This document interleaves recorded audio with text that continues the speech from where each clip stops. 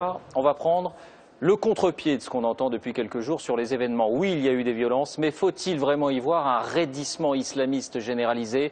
Bonsoir Étienne Lénard, vous nous avez rejoint. La réalité est sans doute plus nuancée.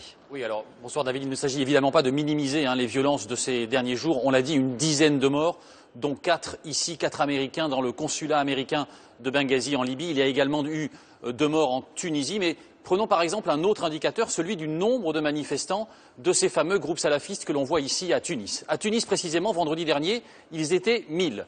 Ils étaient 10 000 au Soudan. Ils étaient 5 000 en Égypte. Ils étaient 180 dans les rues de Paris. Alors on a tenté un décompte global qui est forcément un tout petit peu approximatif.